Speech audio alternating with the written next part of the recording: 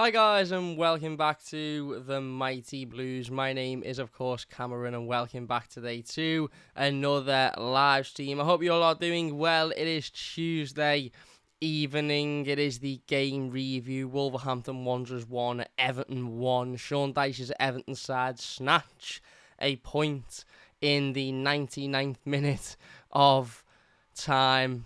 Football, whatever you want to call it, the 99th minute of the game, in order to at least keep our survival hopes alive. I sat here yesterday and we done the live stream about the bits of news that had been revealed yesterday, the stuff about Abdoulaye Doucouré's contract. We also discussed potential new investment within Everton, and I said yesterday that I didn't really want to do the game review to this game until after Leicester City's fixture against Newcastle United last night. And there was a few people on social media, Twitter, and even in the comments of that live stream who were pretty convinced that Newcastle would absolutely wipe the floor with Leicester and it wouldn't be a competition and it would be a case of, we had nothing to worry about. It'd be an easy victory for Newcastle United. And to be fair, I can understand why people were thinking like that. Newcastle have had a fantastic season. They've now officially, obviously, clinched Champions League football. Leicester have looked absolutely shocking in recent weeks. They've looked like they've not been able to,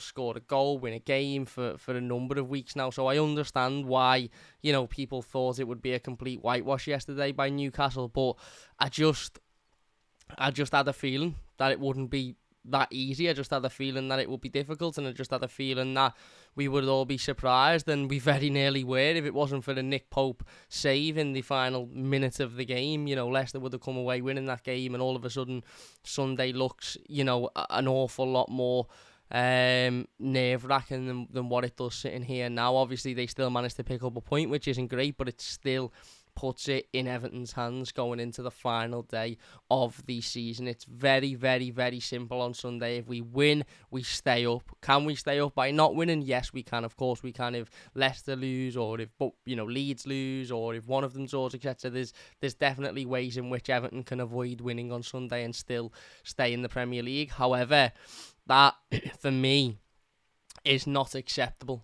If this Everton team can't hype themselves up, can't, big themselves up, can't motivate themselves for what is a cup final on Sunday against the side in Bournemouth, who, okay, have had a really good few months, and, Gary O'Neill's done an absolutely emphatic job there to keep them in the Premier League and to, take them on the run of form that they've been on. However, they've got absolutely nothing to play for. The season is done at this point. They will be a Premier League team next season against all odds, of course. Fair play to them. But at this point, they've got nothing to play for. They've got no reason, to need or want to win this game more than what those 11 players will have in a blue shirt on Sunday afternoon. Whoever the 11 is, we've heard today that Dominic Calvert-Lewin is likely going to miss the game through the injury that he picked up against Wolves, and that isn't any surprise. We've also heard today that Nathan Patterson is likely to miss the game because of the injury he picked up against Wolves. Again, no surprises there, but it doesn't really matter, and of course it matters in the sense of how we set up and what changes the manager makes, and of course it makes the game a lot more difficult for Everton not having Dominic Calvert-Lewin there. But it doesn't matter in the sense of that those 11 Everton players still should know the need on Sunday, and the need is they simply have to win. It's in our hands, and on the 89th minute of last night's game, it very nearly was not in our hands. If Leicester had beaten Newcastle last night, then I would have really fancied them to win their game against West Ham at home on the weekend, and then Everton would have been relegated regardless of what happens against Bournemouth. So the fact that we sit here, going into the final day of the season with our own fate in our control is massive. Not only because it means that all we have to do is win and then we don't have to focus on what the other teams do, but also because I'm not really quite sure how we've gotten to this stage in the season, and our future is in our hands, because we've been absolutely horrific this season, absolutely horrific. But it is, and as I said, the message is clear, and in a way there's a slight part of me that is happy that Leicester got a point yesterday, because I've seen a lot of people going into yesterday's game and even coming out of it talking about, well, we'd only need a point on Sunday and, let's look at all of the different outcomes if Everton don't win and how we can still stay up if we don't manage to win. It's the completely wrong mentality for me. If Everton cannot beat a Bournemouth team who will be on the beach and have got absolutely nothing to play for at Goodison Park in what is effectively the biggest game of football in the club's recent history, certainly in my lifetime, then they do not deserve to be in the Premier League, regardless of whether a point may be enough and we may stay up on a point, or whether Leicester would have got battered yesterday and it would have meant we'd have only needed a point. Regardless of any of that, Everton need to win. And I'm sick of this sort of, this complacent mentality of, well, a point could do, or if we only get a point. No. We absolutely have to win this game of football. And I understand the Blues says I'd rather just need a point to survive than a win. Of course we would, and I understand and I appreciate that. But what I'm saying is this seems to be a complacency of, well, if we get a point and, we get a point, we can still win. Or no, I'm still absolutely amazed that this is in Everton's hands, regardless of whether we need a point or 3 points. The fact of the matter is that our future is in our hands. Leicester's future isn't in their hands. If Everton win at the weekend, Leicester are down. Same with Leeds. Our future is in our hands, and it isn't too big to ask for Everton to go and beat a team, like I said, in Bournemouth, who will be on the beach and have got absolutely nothing to play for. And yes, I understand we've lost twice to this Bournemouth team already this season, and I understand that they've scored 7 goals to our 1, and I get it. I get the last time we played them at Goodison, we were beaten on the last day of the season, but we generally have got quite a good record against Bournemouth at Goodison. We've had that 1 defeat, okay, but I think the previous 4 or 5 games before that were wins. So yes, we've got a shocking record against them away from home, but at Goodison, generally, we've got a pretty good record against Bournemouth. And as I said, for me, the task is very, very clear. Go out and win. You win, then it doesn't matter. You don't have to worry about what happens. Leeds could win 17-0 on Sunday. Leicester could win 45-0. If Everton win 1-0, then it doesn't matter. Everton are a Premier League team next season. It's as simple as that. And I feel like it isn't too much to ask, but as I said, I wanted to wait to do this video because I just had a feeling about that game yesterday. I wasn't as confident as everybody else was that Newcastle were going to go out and completely wipe the floor with them, and like I said, my heart absolutely sank to the floor, to the pit of my stomach when Nick Pope made that save in the final seconds of the game, because I just thought, that's it, it's done, it's over.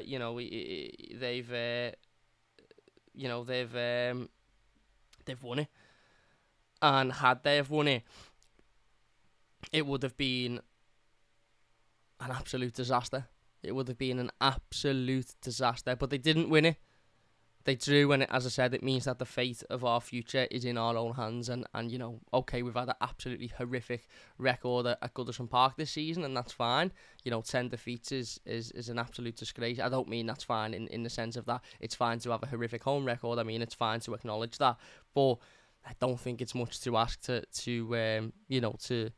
turn up on Sunday.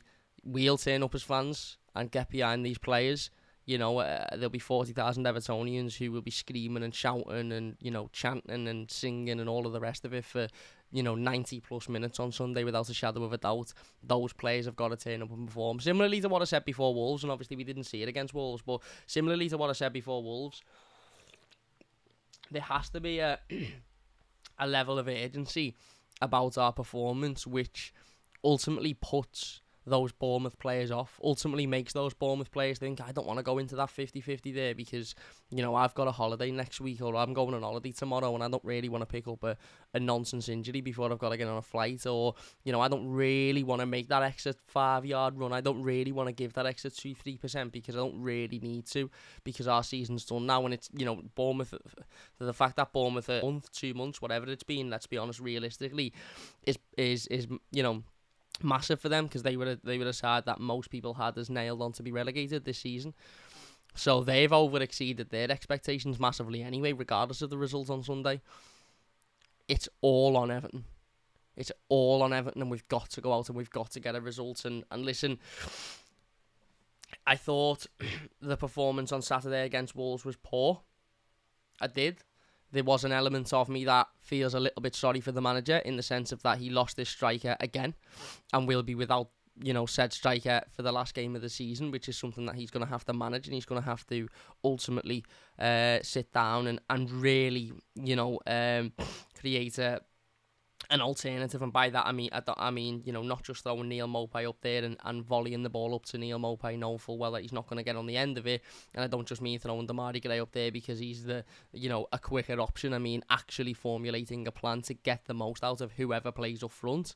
And obviously we lost Nathan Patterson as well, which completely threw the balance of the entire defence. We already didn't have a left back on the pitch because of Vitaly Mikalenko's injury, and then when Nathan Patterson went off, we no longer had a right back. We saw Michael Keane come on at right back, which was utterly terrifying. So I appreciate there was definitely circumstances that happened in the game that probably definitely affected the way in which we performed and our ability to be able to go out and really put in the performance that we all wanted to see. But it wasn't great.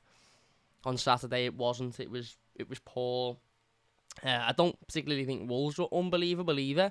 It was just that it was a typical sort of end of season game, but it was like an end of season game between two teams that have got nothing to play for.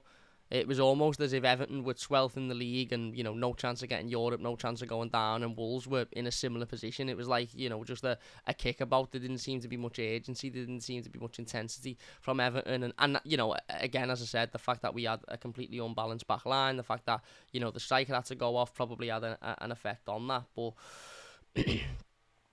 the fact of the matter is I suppose, the big positive is that we picked up a point in the game week that Leeds lost, and that will have completely destroyed their confidence because they were 1-0 up, and at periods in the game they looked like they were on top. And when Leicester managed to get a point, but that felt like that was the game that if Leicester were going to stay up, they needed to go and win, and they didn't. So I feel like they'll be going into the final game of the season a little bit dejected, and we managed to scrape a point. Now, a 98th minute equalizer by Yerry Mina isn't particularly ideal. An ideal situation would have been that we went and we won that game 2-3-0, and we'd all be sitting here now not having to worry about this game because we'd be mathematically safe. But what it did was lift the crowd. What it did was not make us forget about the performance that obviously fell before the goal, but it almost rendered it sort of irrelevant in the sense of that, well, okay, we weren't great today. We had injuries. We struggled in terms of going forward, especially when Dominic Calvert-Lewin went off injured. We give away a silly goal when, for me, Amadou Onana absolutely has to foul Traore when he's on the run. But what that goal does in the 98th minute, as I says, is it sort of, especially from an away fan. Now, I wasn't there on Saturday, but I know full well that everybody in that away stand will have, for those at least 2 or 3 minutes of celebration, will have completely forgotten the fact that we were pretty poor for 90 minutes and just focused on the fact that we've gotten a point in a game that, for large parts of it, we didn't look like we were going to get a point from. And when that happens, you all of a sudden then look at Leeds and think, well, if they don't get nothing tomorrow, then this is a massive point. And then, okay, if Leicester don't get nothing on Monday, then it's an even bigger point. Now, Leicester did, but that point could be the one that keeps us up. And what it shows is, it does show a level of resilience. It does show a level of never giving up. I think it was the tactics were maybe a little bit desperate by the manager, but desperate times call for desperate measures. And maybe having Michael Keane up there with 10 minutes to go to latch onto something is, something Sean Dyche needs to do more often. And he did that, and it benefited. It worked out for him. Michael Keane got on the end of it, passed it into Yerry Mina, and Yerry scores. And as I said, I thought Yerry was absolutely phenomenal on Saturday, not just because of his goal, but defensively, I thought he was absolutely phenomenal as well. So, again,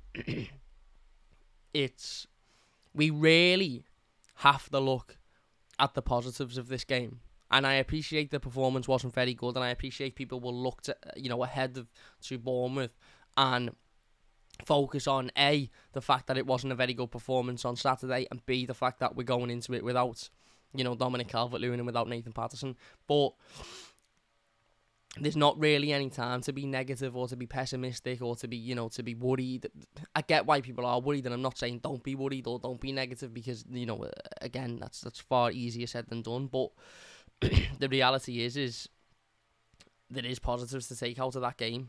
And ultimately the positives are that point has allowed it to be in our own hands. Now, obviously, if we perform like that against Bournemouth, we mightn't get so lucky, and, we mightn't pick up a point, and even if we do, it mightn't be enough, dependent on the other results. But the reality is that point could be absolutely humongous come this time next week. If we go out and we beat Bournemouth 2 or 3-0 and the fans are booming and the crowd are lapping it up and the players perform well, and I've said this, I think I said this on our podcast yesterday with Kieran, who's been on the channel a couple of times, good friend of mine. Everton will get chances on Saturday. Now, Everton will get chances whether Dominic Calvert-Lewin is in the team or not, because we always do at Goodison against anybody. We always have 2 or 3 chances in the first half. Some games they might be clear chances that we don't take. Some games they might be half chances, but we will have chances in this game. If Everton get 2 opportunities in the first half and don't score them, then all of a sudden half time becomes a lot. There's a lot more nerves at half time. We're all sitting there in the ground thinking, do you know what? Are we gonna regret those chances? Are they gonna come back and bite us in the arse? Bournemouth all of a sudden start to go, these aren't very good here. They've missed a couple of chances. We'll just continue to play our way. If we take a couple of those chances and all of a sudden we're 2-0 up at half time, do you really think those Bournemouth players are gonna come out and think, right, we absolutely need to go and score 3 goals and win this game? They'll probably just think, do you know what, get through the next 45 minutes, don't let this become an embarrassment, and, see it out, and then we can look forward to our summer and prepare for the next season. Everton have to be something that they've only been twice this season, and that is clinical.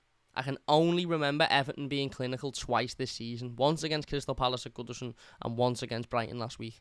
Or a couple of weeks ago, sorry. We cannot afford to be sitting here at half-time on Sunday and talking about an Abdoulaye Doucouré missed header, or an Alex Iwobi missed opportunity, or a Dwight McNeil missed chance, or an Amadou Onana missed chance from 5 yards out. We cannot afford to be sitting here and having those conversations. What we need to be sitting here and going is, great finish by McNeil, brilliant finish by Doucouré, 2-0 up, and then I'm pretty confident if Everton went in at half-time on Sunday 2-0 up, we'd win that game. I'm pretty confident.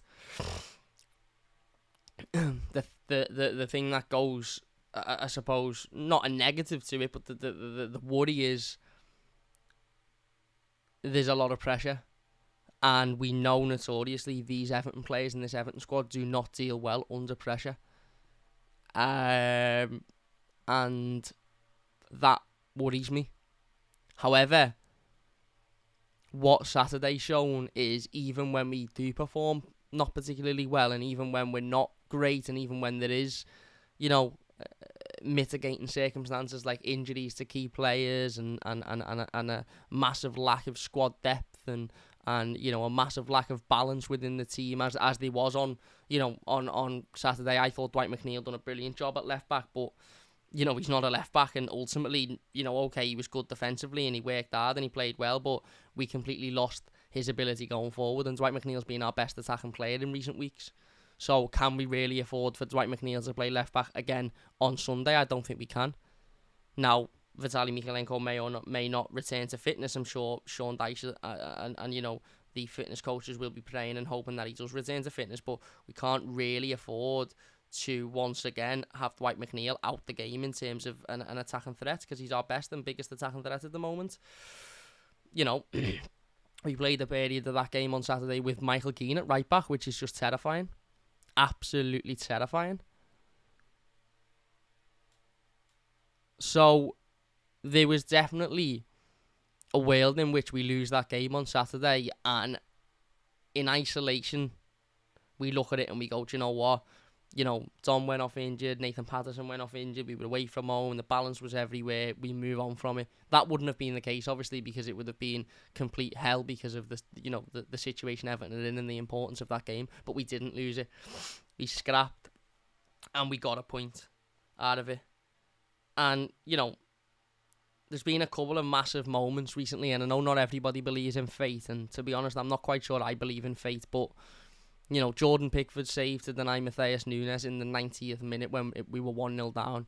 At the time seemed, minuscule. At the time it seemed like, Jordan had just prevented us from losing 2-0 as opposed to 1-0. but now it looks massive. Yerry Mina's equalising in the 98th minute. At the time, it may have looked like, we'll salvage something. Now it looks potentially massive. Nick Pope saved yesterday to deny Timothy Castagna. At the time, as I said, I believed it was in. That could be a massive turning point for Everton. All as we have to do is go out and win this game of football. And I know that's something we've said time and time again on this channel, and it hasn't happened. And I know full well that it's easier said than done. And I know Bournemouth had a decent team, and I know Bournemouth have had a brilliant bit of form under the new manager, and I know all of that. But I'll be brutally honest with every single one of you. If Everton fail to go out and beat Bournemouth on Sunday in the Premier League, with Bournemouth having nothing to play for and Everton having everything to play for, then we do not deserve to be in the Premier League. And if I walk out of that stadium and Everton have drawn or lost, then I look at the other results and Leicester and Leeds have both won and Everton go down, I won't be sitting there crying my eyes out. I won't be upset. I won't be, angry at Leeds or Leicester. I'll say, do you know what? That's what we deserve. Because we had opportunity after opportunity after opportunity to seal our fate, and we threw it away. And Sunday is the biggest of them all. Sunday is a final, a cup final, without a trophy at the end of it. And there probably won't be the celebration at the end of it that there would be if it was an actual cup final, and rightly so, because, again, I, for one, certainly am not going to be celebrating staying in the Premier League again. Did it last year, it was a lot of emotion, it was a lot of relief and release, but this season is completely different for me. However, this is a final. This is the biggest game that most of these players will have ever played in. Andy says Bournemouth are a bogey team. Not at Goodison, they're not. They are away from home. I appreciate that, and if this game was away, I'd be a lot less confident. Not that I'm particularly confident now, but at Goodison, okay, we lost that game 3-1 a couple of years ago with Josh King before he signed for Everton. But other than that, I think every time we've played them for the last 6-7 years, other than that game, we've won, or we certainly haven't lost. 1 in 5, 1 in 6 we've lost against Bournemouth. So, yeah, again, very, very, very doable. Very doable. Ultimately, the responsibility and the accountability falls on the players and the manager ahead of Sunday. The message is clear: win, just win. Not even bothered about a draw. For those people saying, well, a draw might be enough, don't want a draw, won't be happy with a draw. Everton should be able to go out and win this game. And if we do win this game, then we've got nothing to worry about. We don't need to worry about if Leicester or Leeds win, because we're safe.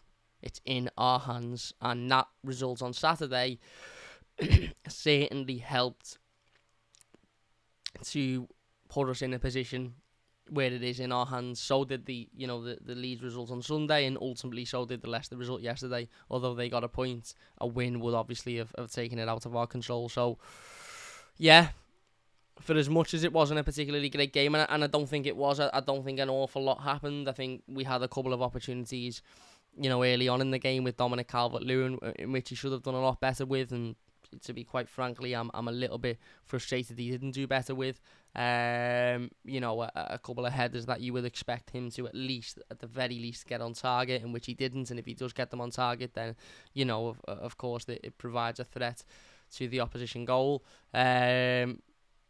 Again, another sloppy goal to give away. I thought the goal we gave away was really, really sloppy, really poor defending, really poor decision making for me. You just simply have to make that challenge, regardless of whether you think it'll be a yellow card or you think it will be a foul. There was no chance it was going to be a red card because there was Everton players around him. And again, I said this in the play ratings yesterday, I think I don't particularly sit here and blame Amadou Onana an awful lot, and I'm not sitting here and blaming Amadou Onana because he's a young lad. Do I think he was good on the weekend? No, I don't. And I think for the majority of this season, he's been average. I think he's had some really, really good games, and I think he's had some really, really poor games, but I think for overall, generally, he's been average this season. And listen, he's a young lad, first season in the Premier League, wasn't particularly experienced when we bought him, only played about 50, 60 games or something for Lille before we bought him. I get it. he's maybe not experienced enough to know to make that challenge in that position, but he has to make that challenge. They go on, they score, and at that point you're thinking, okay, how do we get ourselves back in this? We then lose Nathan Patterson, and you see Michael Keane coming on and playing right back, and then you lose Dominic Calvert-Lewin, and you see Damari Gray come on, who hasn't been particularly great this season, and we were watching the game willow away, and yes, Wolves had a couple of half chances in the second half. Jordan made a couple of saves you would expect them to make. Defensively, I thought Yerry Mina was fantastic. Thought Tarkowski was fantastic. We didn't really have much. Damari Gray put one good ball across the box, but nobody was there to get on the end of it. He had one shot which was forced out for a corner. I wouldn't say we were particularly threatening. I wouldn't say we particularly looked like we were going to get back in the game, but we can say all of this, can't we? 1-0 down, away from home, players coming off injured. Again, Wolves having chances, Everton not really having chances, and yet we still managed to get a point out of the game. We still managed to come away with something on an afternoon when we didn't look like we were going to come away with anything. And that is important at this stage in the season, given the position that we're in. And Everton may stay in the Premier League by a point, and that point may have been the point gained on Saturday in the 99th minute by Yerry Mina. A persistence to continue. I think it was a bit brave by Dyche, because ultimately he made the brave decision to put Michael Keane up there and to keep him up there, for the last 15-20 minutes of the game, and it paid off. And there's definitely a discussion to be had about Sean Dyche, and when this season is over, we'll sit down and we'll have all of those discussions, and we'll talk about Everton's future and Sean Dyche's future at the football club, this, that and the other. But, I've been critical of him this season for not being brave and not making the right decisions when he needs to. I was very, very, very, very complimentary of him after Brighton, because I felt he did do that. I think he did it again on Saturday. I think he was tired behind his back a little bit. Not many options. Obviously we didn't have Connor Cody because he was obviously unavailable because he plays his parent club as Wolves. And, we threw everything at it, and we got what was a really, really important point. The goal is the epitome of we will push and push and push and push until the final whistle goes, and the goal was literally on the brink of the final whistle, and it was a push. Ball comes in, and Michael Keane does really well to get it back across goal.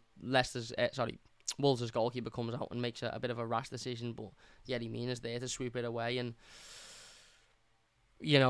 again, edgy, you see heartache and stuff, but a goal that puts it in our own hands. And as much as I understand it's not as easy as saying turn up and beat Bournemouth on Sunday, because Bournemouth are a good team, and Everton don't just turn up and win games. We'd rather be sitting here saying if we win on Sunday we're safe, than if we win on Sunday we still could go down. Because imagine the deflation, imagine the lack of confidence, imagine the lack of momentum and motivation within that dressing room, if you were to say to them players, listen, all as we can do is win. But if the players go 1-0 down and they check the scores at half time and they think, well, even if we come back and win this, we may still be down. That's not the case now. The case is, even if we go 1-0 down, if we win the game, it doesn't matter what happens elsewhere. So, yeah, as I said, bit of a difficult one really to review, because not an awful lot happened. As I said, I was watching from a family barbecue. But I think more to the point is that the goal, this review, for me, the 90 minutes that was before it, yes, you do have to take into consideration, because it may be a sign of what we're to see on Sunday, especially in terms of the decision making, in terms of player selection and where some players were playing. But the reality is that it was all about that goal, and that goal is one that could keep Everton in the Premier League, and that is the importance of it. Am I confident ahead of Sunday? I wouldn't say confident. I'll be brutally honest with you. But what I am is very sort of subdued and very sort of comfortable in knowing that, right, win the game and we stay up. And I'm also very subdued in knowing that if we don't win it, we don't deserve it. And that has to be the motivation for the players. They have to look at this and think, we've got to win this game. There's no if, buts, maybes. There's no doubt about it. We've got to win this game. The fans will turn up, screaming, shouting, singing for 90 plus minutes. The players have got to be able to match that energy. And as I said, it's not a relegation, 6-pointer. Bournemouth are safe. Bournemouth are all right. If Everton get a couple of goals and be furious and be frustrating and get at them and battle with them, the likelihood is Bournemouth will look at this and go, do you know what? We don't really need this. Let's wait and see. Anyway, we're going to leave it there. If you haven't did this one, please do leave a like. It does only take a second if you're new to the channel. Don't forget to subscribe. Massive thank you all for watching. I really, really do appreciate it. On the Dominic Calvert-Lewin stuff, reports today suggesting that Dom will be unavailable for the game on Sunday and may need up to 5 weeks out. Reports also suggesting that Nathan Patterson will be unavailable for that game as well. Listen, I'll be brutally honest with you. When he went off the other day, I pretty much knew that he wasn't going to have any form of involvement in this game on Sunday. Same with Nathan Patterson. I just had a feeling, and it makes the task 100 times harder. Of course it does, but we still need to find a way. And let's hope we can do that. Big thank you all for watching. Leave a like if you've enjoyed it. Subscribe if you are new. And we'll see you soon.